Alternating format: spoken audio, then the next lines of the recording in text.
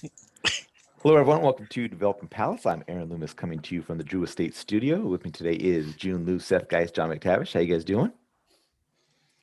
Feeling good. Good, man. Have you ever excited. have you ever done skip the dishes for 7-Eleven? What? Huh? 7-Eleven. Like you skip having Like dinner. DoorDash, like for Oh yeah. 7-Eleven, you just get a bunch of candy delivered to you. Never done that. No. We're doing I've never had anything delivered to me food-wise that is not like a restaurant. Yeah, same. Wait Like, I never had a convenience store. 7-Eleven deliver. That's like Sheets delivering MTO to you. That's right. Huh. Interesting. On that note, today we are talking about the Aganorsa Leaf Rare Leaf Reserve Toro. This is more of a Toro Extra, 6-inch by 54 ring gauge. Comes out of the Tabs factory in Nicaragua. Wrappers from Nicaragua. The binder is a double Nicaraguan Criollo 98. Filler is Nicaraguan Criollo 98 and Corojo 99. Price point is $11.50.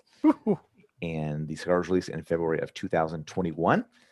We picked these cigars up from Blue Smoke of Dallas. So you can find them on the web, on social media. If you're in the Dallas area, they do ship. So you can, if you're not in that area, you can give them a call, let them know what you want, see if they have it in stock, and they'll ship it out to you. So Nice. check that out. Isn't it fun when you notice the blue smoke coming off of the cigars? I love that. I love that. It's one of my favorite things to like look at it, just like Yep. be in a trance about, you know. I sometimes wonder, like, wow, am I on drugs? Am I tripping? And I'm like, no, I am on drugs. Yeah. but And then you blow it out of your mouth and it's that nasty gray shit. You know, it's just that it's just when us as humans touch the beautiful tobacco, we stain it. we stain it. All right, June. Like humans stain everything.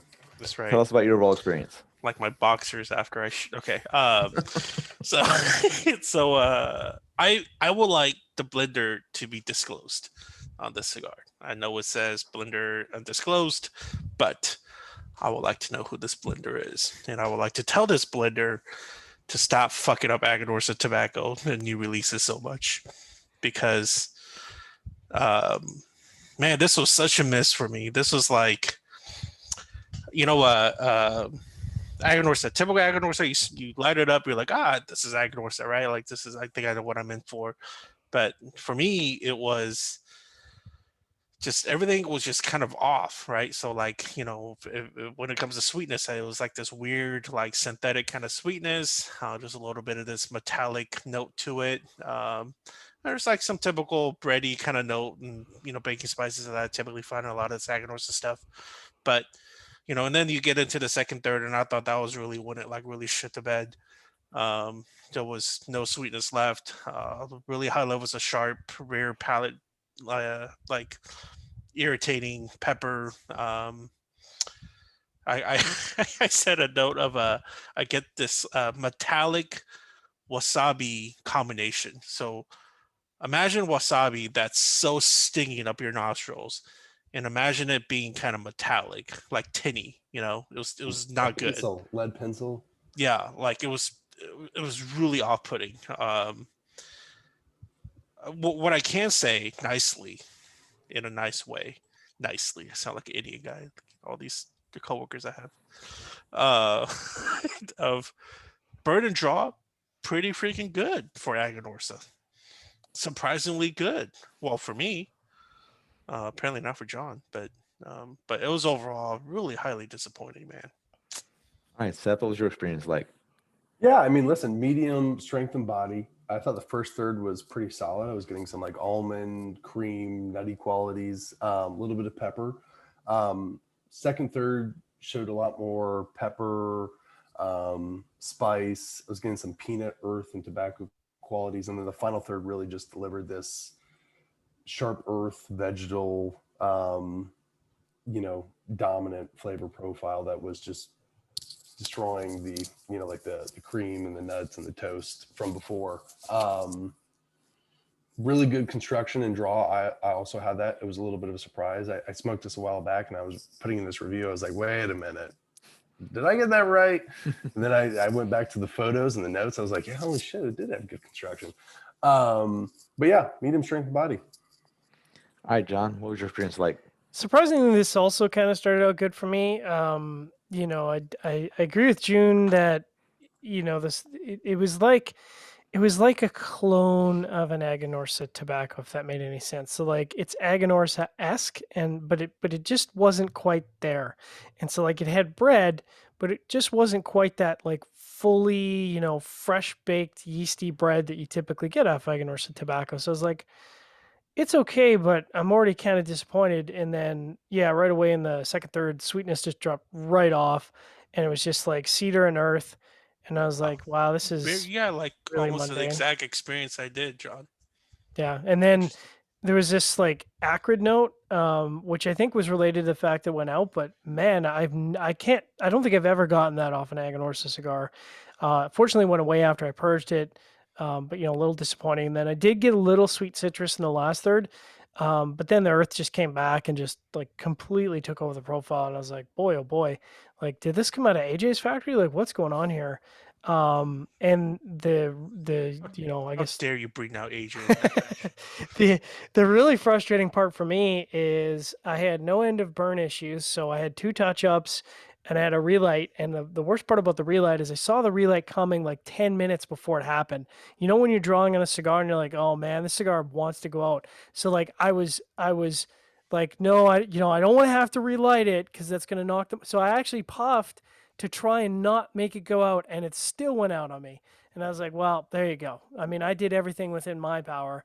And the draw was like tight as well. So, I mean, you talk about like straight all the way through an average experience with the exception of the first third. Pretty disappointing. And, we'll get into the price point later. But, Aaron, what was your experience like? Yeah, I thought the cigar was pretty pleasant through the first third, but it lost some complexity in the second third. Kind of settled in with the basic profile of musty and toasted wood, some dry earth, black pepper, and kind of maintain that through the rest of the cigar. I would be interested in trying the Robusto Vitola for that. It's just slightly smaller ring gauge, just to see if that complexity might last a little bit longer into the blend.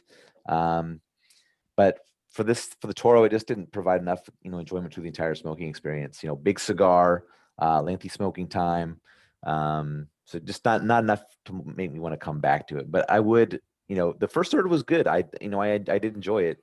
So if the Robusto might, I can't, because I can't imagine that the Titan 6x60 would be a better version of this.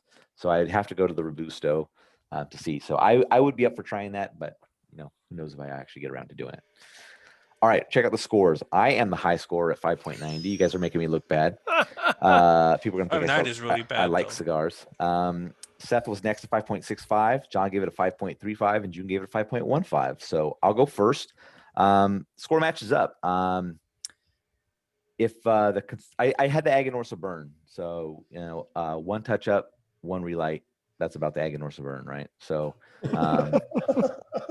so I got that. So that kind of knocked it. Otherwise, I'd be right at 6, maybe 6.10 with this cigar, which is kind of makes it right around the part where you'd want to smoke it again. So that's kind of where I get into that point where I'll try the Robusto and see what I think. So, all right, Seth, 5.65. Listen, I thought it was an improvement when compared to a lot of past Aganorsa releases over the past couple of years. But I still think the blend is lacking overall. I like that they were trying to go back to Criollo because I thought Aganorsa did great with Criollo for some years, but I don't think the Criollo is there yet. But it's kind of it's a positive sign in the sense of, I think I wrote it like, it's kind of like you go to a restaurant and for a while, like the ingredients have been bad and the chef's been, they haven't been doing their job, but it seems like the ingredients, they have a new food distributor and that's improved things. And let's hope they get some new chefs in there because I think we're struggling there. All right, John, 5.35. Yeah, it matches up pretty well. I mean, I just don't understand with the tobacco is so good, how you can make a cigar like this unless you're intentionally going out to make a cigar like this. Like, I feel like you could just fall over into a bundle of tobacco and make something good with Aganorsa tobacco. It's that good. So these releases that are coming out that are disappointing me are so puzzling. I just don't understand what's going on. And this is, 535. That is definitely at the level where I'm like, I'm not smoking another one of those. It's just not. It's not worth 2 hours of my time. Heck, I'd rather smoke the Signature. And I think the Signature was like $2 cheaper. So All right, Jiunn, 5.15. Yeah, it was very disappointing. Come on. I don't see how you could pass quality control. Like I know Aganorsa passes it around their team, right? Of course they do, right? Like to Max, to Paul, to etc. Right? I imagine they do because they typically do that, I believe. And for all of them to smoke that and be like, "Yeah, boss, let's release it." Maybe they're like under the new control of some dictatorship or something that's like forcing them to, release something this bad. I don't know. I can't fathom. I don't understand why they're releasing stuff like this. I mean, they have good palate, man. Aganorsa tobacco typically speaks for itself. What do you think, Seth? And back to your analogy about the restaurant thing. You know that okay, clarification. Are you talking about chef or are you talking about cooks at a restaurant? First of all, I'm not that fancy. I've never been to a fucking restaurant where I'm criticizing the chefs or the cooks or any of that shit. I don't fucking know any of that stuff. But I can only imagine. Listen, I think that they've had some bad. I think they've had bad crop yields. I think it's. No. I think it's weather. I think there could be other factors in there as well. Because even Dion's PCA, we all thought was kind of like I'm not Lackluster. surprised by that. Very lackluster. Let's not like get PCA involved in this. Let's not go down that. Go. I'm not going to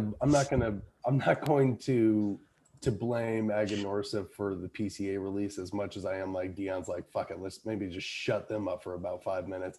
I think that the company has been missing some key pieces with the death of Arsenio. 100%. And yes, I'm trying not to shit on the company because I think highly of a lot of them. I think highly of the people, and I love Aganorsa, but I think when you have an individual of that caliber who's behind the helm for so many years, that when they're gone, it can take a while to find those pieces. And he played a critical role for so many aspects of the company. That it's just, you can bring in Terrence to do great marketing thing, but Terrence isn't going to be able to help them with these issues. So that's a great point, Seth. Totally. That completely skipped my mind for some reason. I forgot about that. So I don't know. I always envisioned that. I always thought that maybe like Dion would take up this honorary role and help the company, but I don't think Dion has done that. I'm not saying that's his responsibility, but I just kind of figured that Dion would take more of an active role in Aganorsa, but he hasn't. And there we are. Yeah, I mean, I think that role would be very time consuming, and he has Yeah. other responsibilities in these states that he needs to see to. So, Yeah. All right. Any other final thoughts? We're good on that. All right. If you just catch this video on YouTube, be sure to subscribe to us. Check out the full written review on the website, developmentpalace.com. Follow us on the social media channels. Catch all of our review recaps on podcasts, iTunes, Google Play, and Podbean. Thank you for tuning in. We will catch you on the next one.